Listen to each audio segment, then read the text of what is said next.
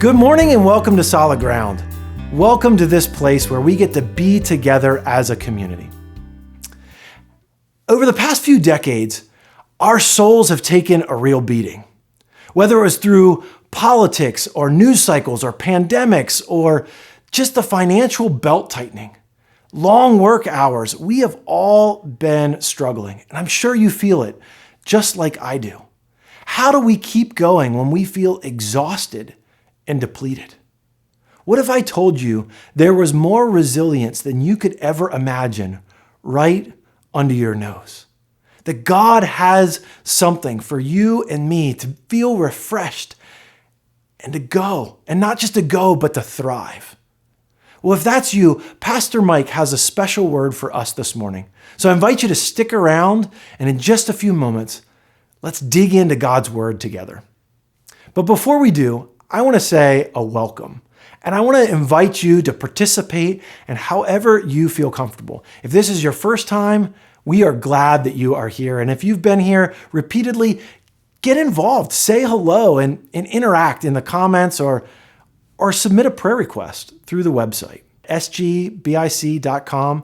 Get involved, learn more about our events and the things that we have going on around here. And I want to say a special thank you to all of our partners who help make all of this possible. Through you, God is doing amazing things right here through Solid Ground Church, through Altaloma Christian School, and through our wedding and retreat venue, Hidden Oaks. God is up to something big. Solid Ground wants to be a blessing to our community, to Southern California, and to around the world. And thank you for helping to make that possible. And so as we begin, let's start with a word of prayer, just to thank God for what He is doing. Let's pray. God, we thank you so much for this morning and the privilege that it is to gather together. God, I pray that you would speak to each and every one of us through the prayers, through the worship that we are about to sing, and through your word, and through Pastor Mike. God, I pray that you open us up to hear from you, to challenge us and to fill us and to send us forward through the rest of this week. God, thank you for what you are doing. We love you, we praise you, and we are excited for what you are doing. In Jesus' name we pray. Amen. There's joy in the house of the Lord. There's joy in the house of the Lord today. And we won't be quiet. We shout out your praise. There's joy in the house of the Lord. Our God is surely in this place. And we won't be quiet. We shout out your praise. We shout out your praise. We worship the God who was. We worship the God who is. We worship the God who evermore will be. He opened the prison doors. He parted the raging sea. Our God, He holds the victory. Yeah. There's joy in the house of the Lord. There's joy in the house of the Lord today. And we won't be quiet. We shout out your praise. There's joy in the house of the Lord. Our God is surely in this place. And we won't be quiet. We shout out your praise. We shout out your praise. We sing to the God who was. We sing to the God who saves. We sing to the God who always makes a way. 'Cause He hung up on that cross, then He rose up from that grave. Our God still rolling stones away. There's joy in the house of the Lord. There's joy in the house of the Lord today. And we won't be quiet. Oh, we shout out your praise. There's joy in the house of the Lord. Our God is surely in this place. And we won't be quiet. We shout out your praise.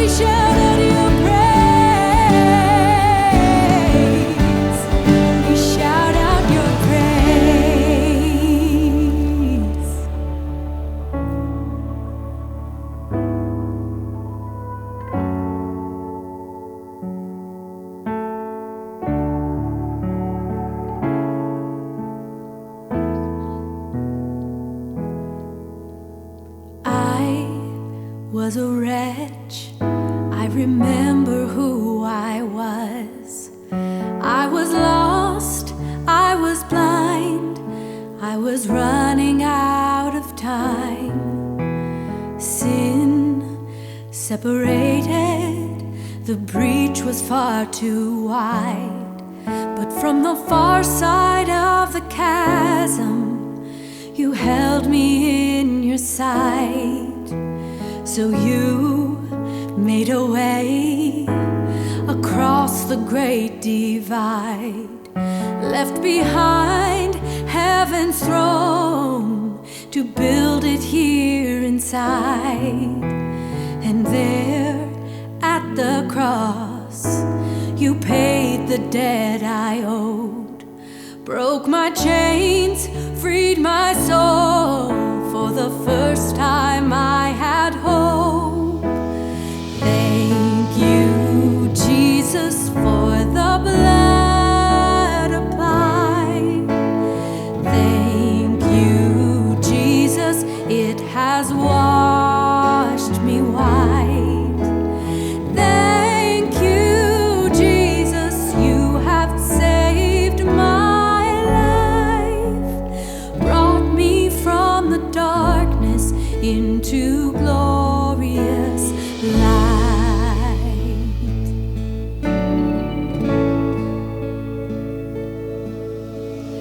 You took my place, laid inside my tomb of sin.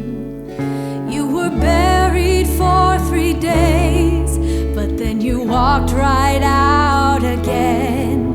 And now death has no sting, and life has no end. For I have been transformed by the blood of the Lamb. Thank you, Jesus, for the blood applied. Thank you, Jesus, it has washed me white. Oh, thank you, Jesus, you have saved my life, brought me from the darkness into glorious light. There is nothing stronger than the wonder-working power of the blood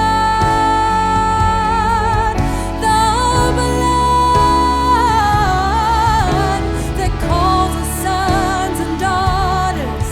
We are ransomed by our Father through the blood.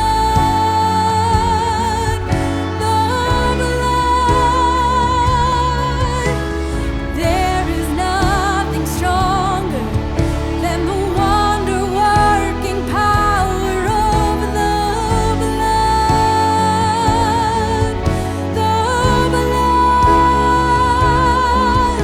that calls us sons and daughters. We are ransomed by our Father through the blood.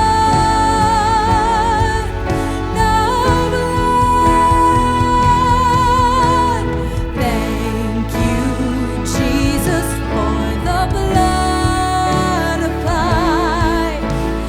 Thank you, Jesus, it has washed me white.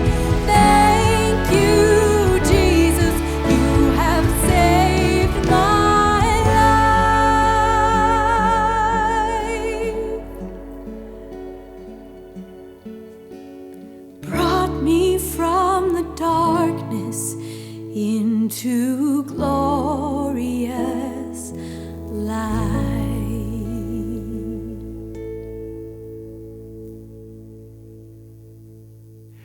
Hello there, friends. If you're new around here, my name is Mike, and if you join us usually here online, today's going to be a little bit different. And I want to share some scriptures and some ideas that have come directly from my personal time with Jesus and through some of the resources I've been reading, and I hope it will be helpful to you. So this won't be, I don't even know if I can call this a sermon, but one of the reasons why we do online gatherings like this, the way we do them, is so I'm hoping you get the feeling like we're just sitting together at a coffee shop or wherever you're watching this, or hanging out in your living room, spending some time with Jesus and the scriptures and going wherever the text takes us. And today, I've just got this feeling like through conversations I've been having that a lot of us really want to be out of pandemic mode. A lot of us really want everything to just go back to normal like it was. And for the past 6 weeks or so, I've been realizing that we're all sick of talking about the pandemic. We're not going to talk about that anymore. But in 2018, in 2016, we were already in depletion mode, but we didn't know it. We were already stressed out. We were already full of anxiety. A lot of us were traumatized by the inundation of technology and all of these things that can be wonderful tools, but we didn't realize it.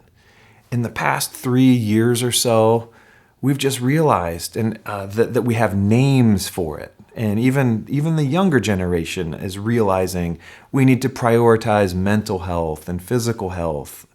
But I think those things are true.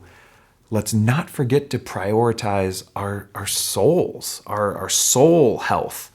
And so every industry talks about this kind of stuff of what do you do when you feel depleted? What do you do when you feel like you have nothing in the tank and you're just scraping the bottom of the barrel?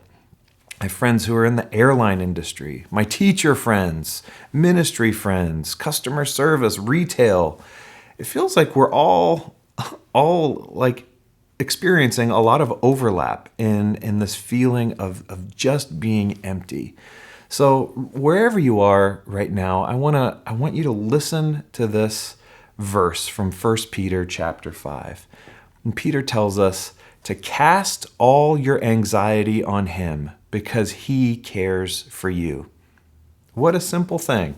Cast all your anxiety on God because God cares for you.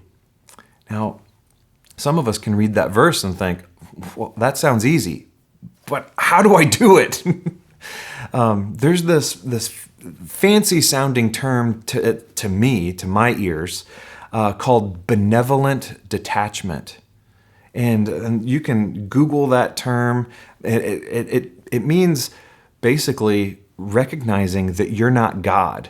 It's not non-benevolent detachment. It's not indifference. I don't care. It's not my job. Someone else has to fix it. But it's this loving way of reminding yourself that you're not God and you can't carry everything.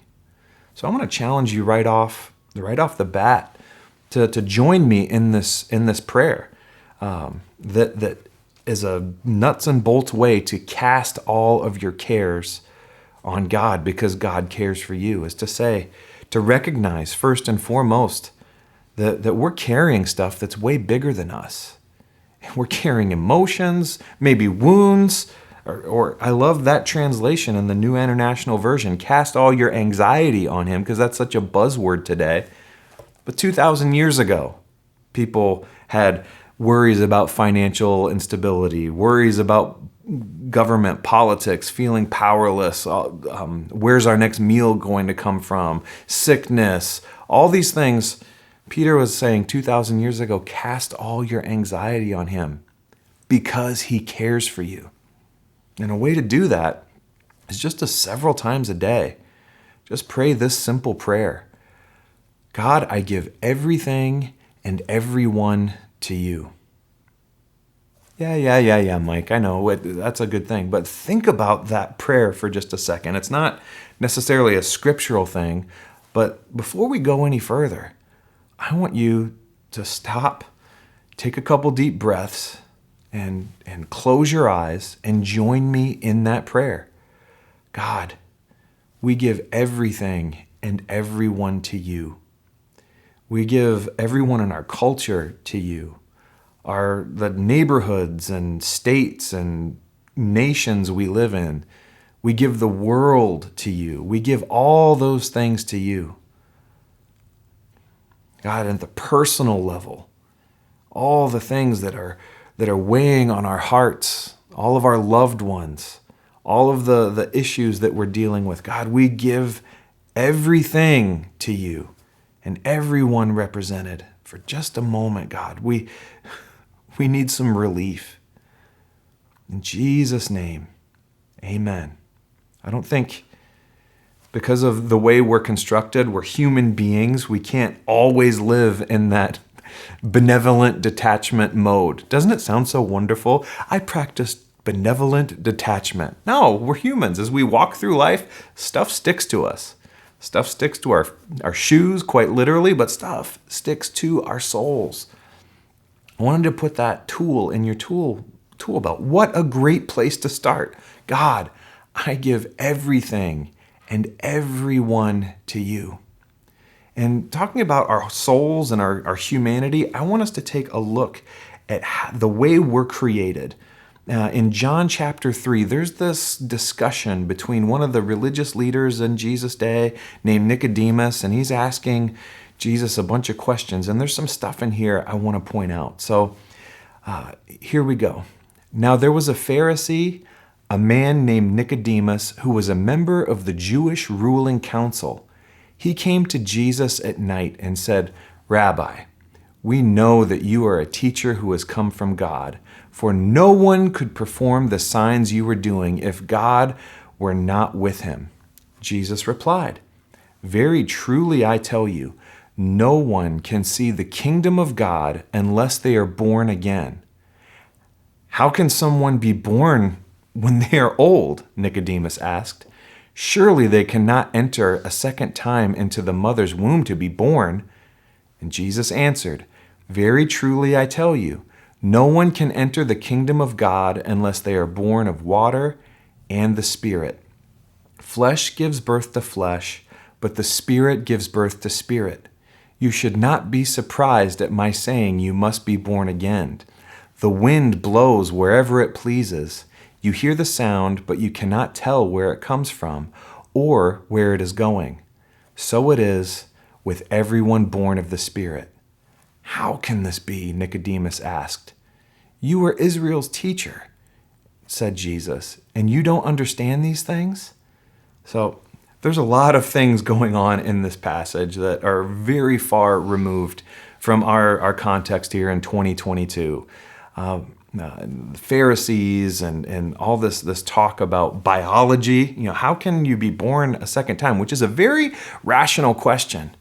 And in here, Jesus talks about this kingdom of God, and he talks about it often in the Gospels. This realm that somehow overlaps with our existence, that can sound kind of woohoo, when you talk about it. The kingdom of God. I read the author John Eldredge describes it this way: the rest of reality. There's what we can see and feel and hear and taste with our senses. But there's this thing in us that wants there to be something else out there. And Jesus is talking about the kingdom of God, where God's rule and reign, where God is the boss. Things function like they're supposed to. And he's trying to explain to Nicodemus. Nicodemus isn't getting it. But Jesus is saying there's a power available from the rest of God's kingdom, and it comes to us by the Spirit of God. When you give control of your life over to Jesus and God's Spirit dwells within you, you have access to wisdom, to courage, to energy, to hope that's somehow beyond the natural world, what we call the natural world. And that power is so much different than human effort. And so many in our culture saying, just pull yourself up by the bootstraps, or, oh, it's okay. Don't look over there. We're going back to normal. But Jesus is saying, before you were ever born, humans were in need of something bigger than themselves to carry them through their day-to-day life. The Apostle Paul talks about this power in the book of Ephesians. And this is something I've been praying for you, whether you know it or not, whether it's your first time. I was praying for you, using the scripture to pray for you before you ever got here. And I want you to listen to this because it ties into Jesus' conversation with Nicodemus.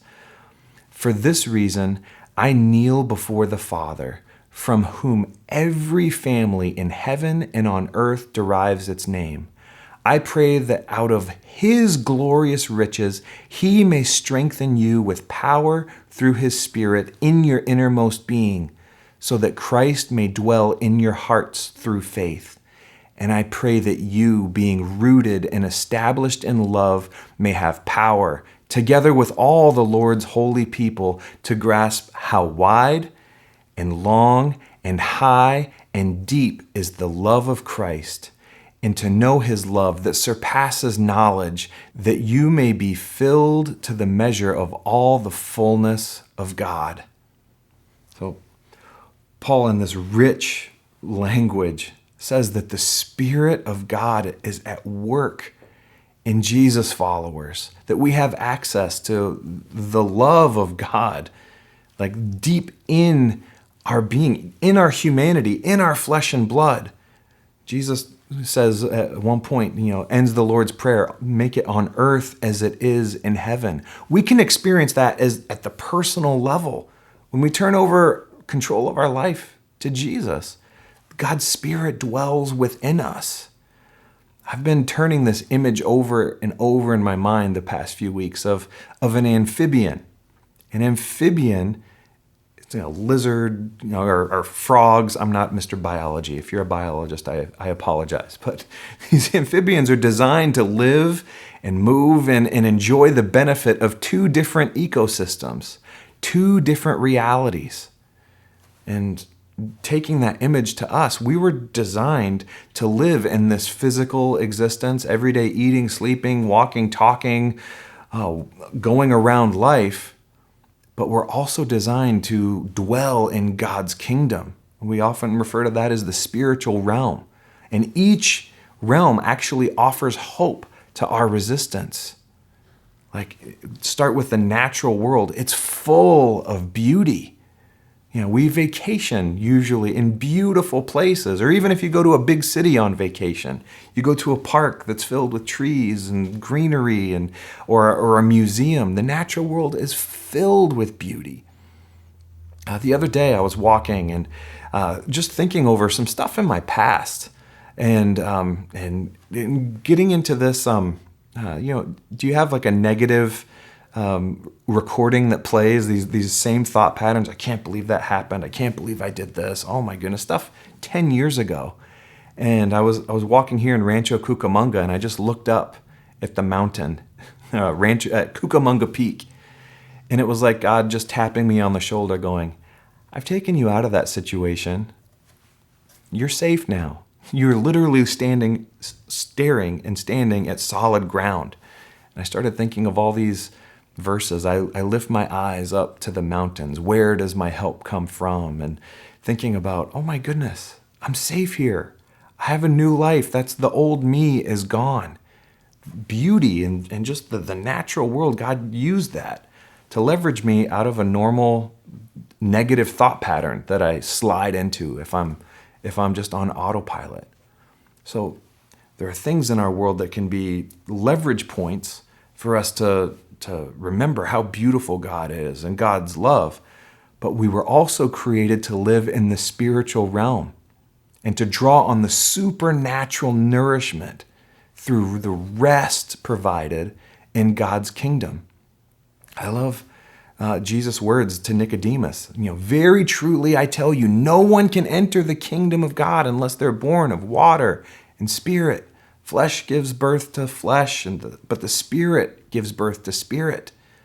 Like this mystical, this mysterious thing happens. We get a supernatural heart transplant when you really start following Jesus and turn your life over to Him. And we have access to this whole other realm that we can't explain. So just a question for you. Are you comfortable with the spiritual realm, the kingdom of God? Does that make you pause a little bit? Because Nicodemus was uncomfortable with matters of the Spirit, and that's totally understandable. Things we don't understand can be unsettling at first. And I mentioned before, like, people think it's strange and it's something we can't understand, or that it has to be kooky and weird. But this is the realm we were created to live in God's kingdom, with God's rules. It's upside down from our world, but it doesn't have to be weird. In fact, I think following Jesus and living according to the rules of God's kingdom, it's the most normal thing as possible, but it takes some retraining of our brain.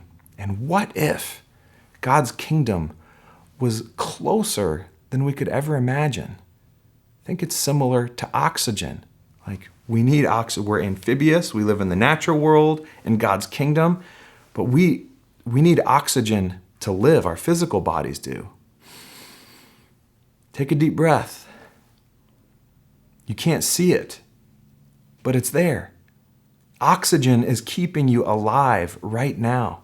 Take a couple more deep breaths. The presence of God is like that, and God's kingdom is like that. It surrounds you all the time, and it's available to nourish you no matter what you're going through, even though you can't see it. God's kingdom is supposed to be as normal and natural to us as oxygen. So it's important. We're taking a week just to put our souls on your radar, your soul on your radar. Everything that we've gone through and what we're headed into, the future that we're headed into, we need this now, no matter what is coming our way, to replenish and heal and fill up our souls. Because we're amphibians. We have to live and move and function in this world. But when we don't take advantage of all the advantages of the kingdom of God, we're letting our souls suffocate. So we need to draw from both worlds, because there's a danger of ignoring the beauty in our physical world, but there's a danger in not spending enough time drawing on the strength that comes from God's kingdom. Power, courage, strength, hope. It's all right under our noses. The kingdom of God is available to you right now. In John chapter 7, it says, "On the last and greatest day of the festival, Jesus stood and said in a loud voice, 'Let anyone who is thirsty come to me and drink.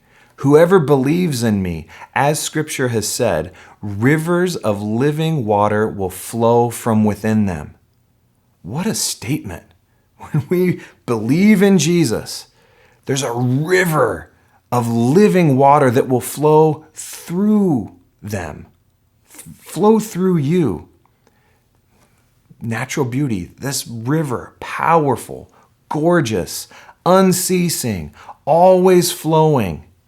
That river is meant to flow in you, and it's meant to strengthen you. That river of living water is meant to heal you. That river of living water is meant to restore even your humanity. Think about the connection again, on earth as it is in heaven. The life of the Spirit, it actually operates in us, and it's a day-to-day practical thing. We're strengthened from heaven through God's presence in our hearts. So prayer, it's right and biblical to think about prayer going out there. But when you give your life to Jesus, God's Spirit lives in you. God also lives in you. If we can open our hearts to this, we have inexhaustible stores of wisdom and power and courage and patience. So let's ask for it. Let's ask God to reveal this to us. I want to invite you to pray this with me right now. Jesus, we are thirsty. Jesus, we are dependent on you. We long for your healing. We need your life flowing through our hearts, Lord Jesus, like a mighty river. Dear Heavenly Father, we open our hearts and our souls to the river of life. Let the river flow in us and through us and all around us. All around us. Lord Jesus, restore and renew and heal us today. In Jesus' name we pray. Amen. So, until we're together again, please don't hesitate. If you come up against something that you're like, this is too big for me and I feel stuck, please reach out to us at sgbic.com. We would love to walk with you and encourage you and do life with you. So please don't hesitate to reach out to us. And until we're together again, remember, we give everything and everyone to God. So may the Lord bless you and keep you and restore you. May the Lord cause his face to shine down upon you, and may God give you his peace. In the name of the Father, and of the Son, and of the Holy Spirit. Amen.